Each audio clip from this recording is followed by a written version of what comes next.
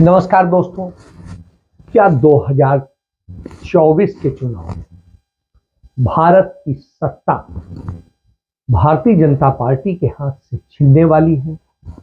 क्या 2024 में राहुल गांधी भारत के प्रधानमंत्री बनेंगे? क्या नरेंद्र मोदी की नाव अब डूबती हुई दिख रही है? और क्या इस देश के अंदर महंगाई, बेरोजगारी, जो आर्थिक खस्ताहाल, देश की आर्थिक दशा है, भुखमरी है, और जिस तरीके से सामाजिक वैमनस्यता पैदा हुई है, नफरत पैदा हुई है, वो बड़ा चुनावी मुद्दा बनेगा? मैं यह बात क्यों कर रहा हूं? क्योंकि कहा जाता है कोई बिजनेसमैन हो तो उससे सत्ता बदलने का सबसे पहले एहसास होता है। इस पर आऊं उसके पहले तमाम पुराने सियासतदान यह बताने लगते हैं कि सत्ता किस तरह से बदल रही है, और जब हम इस पर बात करते हैं तो सबसे पहले बात करते हैं उस शख्स की जो राहुल गांधी के लिए बहुत कुछ बोला करता था, लेकिन आज उनका यह कहना है कि अगर राहुल गांधी ही 2024 में भारत के प्रधानमंत्री होंगे, वो है बिहार के मुख्यमंत्री नीतीश कुमार। और नीतीश कुमार ने एक बड़ा बयान दिया है और उन्होंने आज ही 2022 के आखिरी दिन यह घोषणा की कि मैं प्रधानमंत्री पद की रेस में नहीं हूं। मैं चाहता हूं कि पूरा विपक्ष एक होकर खड़ा हो और तानाशाह लोकतंत्र के हत्यारी जो बीजेपी सरकार है उसे उखाड़ फेंके। मैं उसमें पूरी तरह साथ हूं। और नीतीश कुमार ने यह बड़ा बयान यूं ही नहीं दिया, उन्होंने इसको लेकर के बहुत सारी बातें कही हैं। उन्होंने कहा है कि जिस तरीके से राहुल गांधी काम कर रहे हैं, देश को जोड़ने की बात कर रहे हैं, और जिस तरीके से वो जिन मुद्दों पे चर्चा कर रहे हैं, उन मुद्दों की आज बहुत ज्यादा जरूरत है। आज स्थिति यह है कि यदि इन सब चीजों को नहीं किया गया तो हालात बिगड़ेंगे। देश की सारी व्यवस्था खराब हो रही है, और ऐसे में देश के संविधान का जब दुरुपयोग हो रहा हो और देश में चुनाव आयोग सहित तमाम संस्थाएं गुलामी में जा रही हों, तो उस स्थिति में जरूरत है कि एक ऐसा लोकतांत्रिक व्यक्ति देश का प्रधानमंत्री बने कि जिसके वक्त में लोकतंत्र का वास्तविक मूल्य समझ में आए, और यह गुण राहुल गांधी में दिखाई देता है। तो उन्होंने जो कहा उसमें कोई वो नहीं, उन्होंने कहा कि इसमें कोई दिक्कत नहीं है कि राहुल गांधी देश के प्रधानमंत्री बने, और हम सब साथ मिलकर उनके लिए काम करेंगे। और मेरे बारे में जो लोग कहते हैं मेरी प्रधानमंत्री बनने की कोई इच्छा नहीं है, मैं इसकी रेस में नहीं हूं। सभी पार्टियां साथ हैं, यह मेरा सपना है और इसके लिए मैं काम कर रहा हूं, लोगों से मिल भी रहा हूं, लोगों से आग्रह भी कर रहा हूं। तो 2024 में प्रधानमंत्री पद के वो कैंडिडेट हैं। इधर जो भी कुछ है, तेजस्वी यादव कहते हैं यह वक्त बताएगा कि क्या होगा, लेकिन निश्चित रूप से हम सब एक हैं और एक होकर काम करेंगे, और राहुल गांधी के नाम को लेकर के सहमति बन सकती है, कोई बड़ी बात नहीं। उन्होंने कहा सबको पता है, वो जगह जगह घूम रहे हैं, और नड्डा जो पटना में से अपना रिश्ता बताते हैं, कभी हिमाचल से बताते हैं, कभी दिल्ली से बताते हैं, कभी कहीं से बताते हैं, वास्तव में उनका रिश्ता कहीं से नहीं। वो कहीं भर किसी के भी साथ रिश्ता ईमानदारी से नहीं निभा पाए। तो इस तरीके से उन्होंने पूरी बात कही, और इससे समझा जा सकता है कि क्या हालात हैं और क्या चीजें। उधर मध्य प्रदेश के मुख्यमंत्री रहे कमलनाथ, जो वरिष्ठ कांग्रेसी नेता भी हैं, उन्होंने कहा 2024 में राहुल गांधी ही भारत के प्रधानमंत्री होंगे, और इसकी तैयारी की जा रही है। और इसमें कहीं दो राय नहीं है कि उन्हें समर्थन नहीं मिलेगा। उन्हें जनता भी समर्थन देगी, क्योंकि जनता फैलाए गए उस झूठ को पहचान चुकी है जो भाजपा ने फैलाया, साजिशों के साथ, मीडिया के कुछ घरानों के साथ मिलकर के फैलाया, कुछ तमाम सारे झूठे प्रोपोगंडा किए गए। तो इसलिए राहुल गांधी अब प्रधानमंत्री बनेंगे, क्योंकि उस झूठ का पर्दाफाश अब जनता के सामने हो चुका है और जनता ने खुद कर दिया है। और राहुल गांधी को जो प्यार मिला है उसके बाद में कोई संशय नहीं है, तो आने वाला चुनाव राहुल गांधी बनाम नरेंद्र मोदी होने वाला है। चलिए, उन्होंने तो ये कहा, लेकिन नरेंद्र मोदी को बनाने वाले, प्रधानमंत्री बनाने वाले, नरेंद्र मोदी के लिए सारी फंडिंग करने वाले और नरेंद्र मोदी के चक्कर में या नरेंद्र मोदी के चक्कर में या तो वो बदनाम होते हैं या उनके कारण नरेंद्र मोदी बदनाम होते हैं, वो गौतम अदानी अपने इंटरव्यू में कहते हैं, during the tenure of Shri Rajiv Gandhi as a prime minister, when he first liberalized the EXIM policy, and for the first time several items were brought in the open general license list. That is what helped me to start my export house. But for Rajiv Gandhi, my journey as an entrepreneur would never have taken off. The second big push I got was in 1991, when the duo of Prime Minister Narsih Rao ji and the Finance Minister Dr. Manmohan Singh ji initiated sweeping economic reforms. Just like many other entrepreneurs, I too was a beneficiary of those reforms. और जिस तरीके से वो प्रशंसा करते हैं राजीव गांधी की और सारी चीजों की, उससे लगता है कि वो साधने की कोशिश कर रहे हैं कांग्रेस को और राहुल गांधी। तो इस तरह से है, उन्होंने राहुल गांधी के जो पिता थे राजीव गांधी, उनको लेकर के कहा कि राजीव गांधी के समय में जो इंपोर्ट एक्सपोर्ट की नीतियां बनी, उसके कारण ही आज वो बिजनेस में खड़े हो पाए। यदि वो नीतियां ना बनाते तो इस देश के हजारों व्यापारी, इंडस्ट्रियलिस्ट खड़े नहीं हो पाते। तो राजीव गांधी का एक बड़ा योगदान है और एहसान है सभी पर, तो यह बात समझनी पड़ेगी।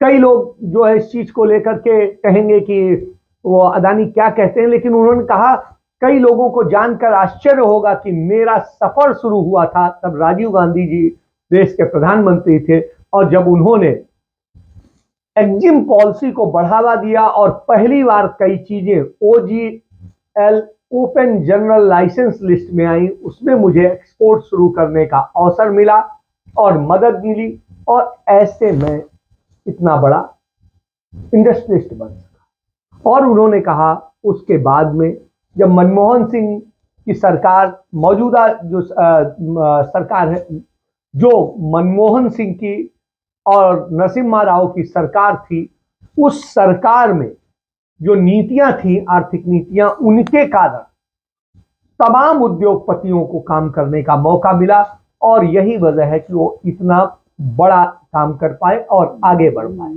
उसके बाद नरेंद्र मोदी के शासनकाल में वो गुजरात में बढ़े। तो इस तरह से उन्होंने ये कहा कि मेरे बढ़ने में किसी एक का योगदान नहीं है, बल्कि सबका योगदान है।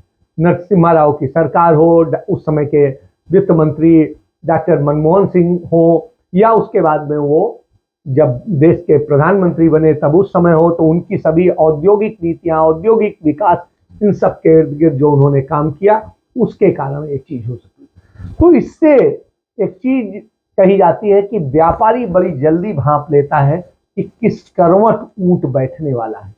तो उन्होंने उस तरह से जब ये बात कही तो निश्चित रूप से ये लगता है कि हाँ, यह दिशा में चल रहा है और अब सरकार बदलने वाली है। चलिए इस पे बात करें तो उसके अलावा बात करते हैं तो कहां कहां हो सकता है।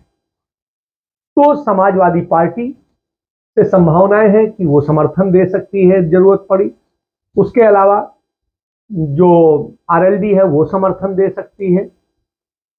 इसके साथ साथ तमाम सारे वो दल हैं जो अभी किसी के साथ खड़े हैं या किसी के साथ नहीं खड़े हैं, वो भी अपने हितों को साधने के लिए साथ दे सकते हैं, क्योंकि नरेंद्र मोदी के शासनकाल में उनमें डर का माहौल बना है, डर का है, तो वो आफ्टर इलेक्शन साथ दे सकते हैं, इलेक्शन के पहले में। तो ऐसी स्थिति में जरूरत ये होगी कि नरेंद्र मोदी को किस तरह से हराया जाए, उसके लिए काम किया जाए।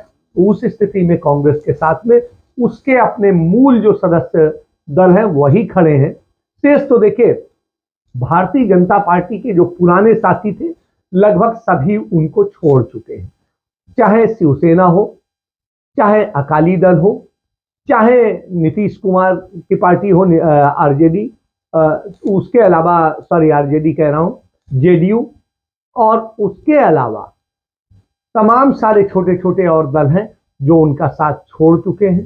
तो ऐसी स्थिति में यदि 2024 के चुनाव के पहले तक वो किसको जोड़ पाएंगे, किसको दोबारा वो कर पाएंगे, यह एक सवाल है। तो इस स्थिति में बिल्कुल लगता है कि कहीं ना कहीं सरकार खतरे में पड़ेगी और निश्चित रूप से कांग्रेस एक बड़ा खतरा साबित हो रही है। यही वजह है कि भारतीय जनता पार्टी के नेता पानी पी पी करके राहुल गांधी को, कांग्रेस पार्टी को कोसते रहते हैं। राहुल गांधी की भारत जोड़ो यात्रा से उन्हें तकलीफ होती रहती है और वो सवाल करते रहते हैं कि भारत टूटा कहां है। तो क्या टूटने का इंतजार किया जाए? टूटने की स्थितियां जब आती हैं तो उस स्थिति में जोड़ने निकलना पड़ता है कि टूटे उसके पहले संभाल लिया। यही बात महात्मा गांधी के पोते तुषार गांधी ने भी कही। तो इससे आप समझ सकते हैं कि भारत की राजनीति नया करवट ले रही है और जो करवट ले रही है उसमें यह बात समझनी पड़ेगी। आज राहुल गांधी ने भी तमाम सारे जवाब दिए और उन्होंने कहा, नहीं, सबसे पहले ये हाइपोथेटिकल क्वेश्चन है, तो मैं इसका जवाब प्रधानमंत्री के बेसिस पे नहीं दूंगा, मगर मैं ये जरूर कह सकता हूं कि जो हमारा शिक्षा का सिस्टम है, मैं पहले सोचता था कि ये इसमें स्ट्रक्चरल प्रॉब्लम्स हैं, मगर ये अपना काम कर रहा है। आज मैं सोचता हूं कि ये अपना काम ही नहीं कर रहा है। जो हम अपने बच्चों को विजन दे रहे हैं, जो हम उनको, जो उनका इमेजिनेशन है, जो हमें देना चाहिए, हम दे नहीं रहे। तो अगर आप, सबसे शॉकिंग चीज मैं आपको बताता हूं, मैं कन्याकुमारी से अब दिल्ली तक आया हूं, कितने 108 दिन हो गए। 108 दिन में मैंने हजारों बच्चों से बात की है और हर बच्चे से मैंने पूछा है तुम यूनिवर्सिटी के बाद, कॉलेज के बाद क्या करना चाहते हो। हजारों बच्चों से पूछा है और मुझे सिर्फ 5 जवाब मिले। मतलब एक लड़की ने मुझे कहा कि मैं अपना छोटा बिजनेस चला रही हूं और एक लड़के ने कहा कि मैं मैकेनिक बनना चाहता हूं। बट 99.9% लोग कह रहे हैं मैं लॉयर, डॉक्टर, इंजीनियर, आईएएस, जज। मतलब हमारा एजुकेशन सिस्टम हमारे बच्चों को कह रहा है कि जिंदगी में तुम्हारे पास 5 काम है। और रियलिटी ये है, रियलिटी सच्चाई ये है कि ये सब बच्चे इंजीनियर नहीं बन सकते, डॉक्टर नहीं बन सकते, लॉयर नहीं बन सकते। तो ये झूठ है। तो हम अपने बच्चों को झूठ बोल रहे हैं। मैं पूछता हूं, बच्चे आते हैं कहते हैं क्या करना चाहते हो आईएएस? अच्छा, आईएएस में कितने लोग जाते हैं हर साल? आप अंदाजा लगाइए, जवाब क्या मिलता है? मैं पूछता हूं कितने लोग आईएएस में हर साल जाते हैं? बच्चे क्या कहते हैं? क्या लगता है? अच्छा आप बताइए कितने लोग जाते हैं आईएएस में? 250। बच्चे कहते हैं 5 लाख, 6 लाख, 1 लाख, 2 लाख, 3 लाख। जब मैं उनको कहता हूं भाई 150 जाते हैं, 2-3 को मैंने गलती से कह दिया, एक लड़की को कह दिया, वो रोना शुरू कर दी कि देखिए हम उनको सही इमेजिनेशन ही नहीं दे रहे हैं, हम उनको रास्ता ही नहीं दिखा रहे हैं। तो पहला काम जो एजुकेशन सिस्टम है, और ये टॉप डाउन, ये इमेजिनेशन को मारने का एजुकेशन सिस्टम है, ये एजुकेशन को खोलता नहीं है। तो सबसे बड़ा काम, और ये शायद 2-3-4 साल में नहीं होगा, मगर डायरेक्शन ये होना चाहिए। और जो न्यू एजुकेशन पॉलिसी वो तो बिल्कुल दूसरे डायरेक्शन में जा रही है। तो पहली ये बात है। दूसरी बात, ये खुले तरीके से बोल दूं तो ये रेंट सीकिंग नेशन है, इसे प्रोडक्शन नेशन बनना चाहिए। फर्क है। ये जो देश है, जो प्रोड्यूसर है, जो प्रोडक्शन करता है, जिसके पास स्किल है, चाहे वो किसान हो, चाहे वो मैकेनिक हो, चाहे वो बढ़ई हो, मोची हो, नाई हो, जो भी हो, जिसके पास स्किल है, सबसे पहले उसकी मदद नहीं करते हैं। तो दूसरी बात, उसकी स्किल को डिस्ट्रॉय करने की कोशिश करते हैं, और उसको मतलब जो उसकी स्ट्रेंथ है उसको मार मार के उससे निकाल देते हैं। और बिना स्किल की रिस्पेक्ट किए यह देश कभी अपने युवाओं को रोजगार नहीं दे सकता है। सिंपल बात है। तो दूसरी चीज यह है। तीसरी चीज है कि, और ये मैं थोड़ा जो बॉर्डर पे हो रहा है उसके बारे में कहना चाहता हूं। जो देश में हिंसा है, नफरत है, केओस सा है, इसका असर, इसका इफेक्ट दूसरे देश देखते हैं और उसका फायदा उठाते हैं। हमारी जो कंफ्यूज्ड फॉरेन पॉलिसी है, जो एक प्रकार से event based non strategic foreign policy है, उससे हिंदुस्तान को जबरदस्त नुकसान हो रहा है और बहुत भारी चोट लगेगी। और मैं इसको दोहराता जाता हूं मगर कोई सुनता नहीं है। जैसे मैं कोविड के समय दोहरा रहा था कि भाई प्रॉब्लम आ रही है, कोई सुनता नहीं है। तो ये भी बहुत जरूरी चीज है। बट मेन ये कुछ नहीं हो सकता अगर एक हिंदुस्तानी दूसरे हिंदुस्तानी से नफरत करता है, एक आदमी दूसरे को मारने की कोशिश कर रहा है, ये कुछ नहीं हो सकता। तो फाउंडेशन मोहब्बत, एकता, इज्जत, रिस्पेक्ट है। कि किस तरीके से यह खेल हो रहा है, उस खेल को समझना पड़ेगा। इसके साथ मैं अपनी बात समाप्त करता हूं। जय हिंद, जय भारत, वंदे मातरम।